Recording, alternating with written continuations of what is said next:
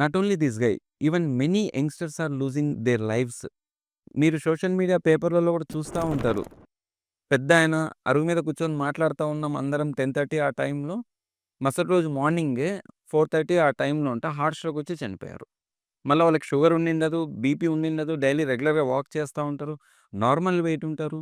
చాలామంది యంగ్‌స్టర్స్ ఇంకా వాళ్ళకి ఏమి కూడా ఏం తెలుసు. ఈవెన్ దీంట్లో డాక్టర్స్ కూడా ఉన్నారు. సో, వీటన్నిటికి underlining one of the main reason ఏంటంటే వాళ్ళ హోమోసిస్టిన్ లెవెల్స్.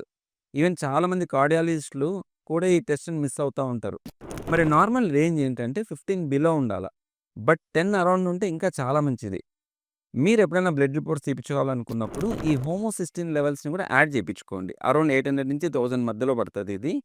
అండ్ మీరు మీ హోమోసిస్టిన్ లెవెల్స్ ఎంతున్నాయో మీరు మాకు కామెంట్ చేయగలిగితే, మీ డైట్‌లో ఎలాంటి ఫుడ్‌ని అవాయిడ్ చేయాలా, ఎలాంటి ఫుడ్‌ని ఇంక్లూడ్ చేసుకోవాలా అనే టిప్స్, ఆ ఇన్ఫర్మేషన్ మొత్తం మేము మీకిస్తాము.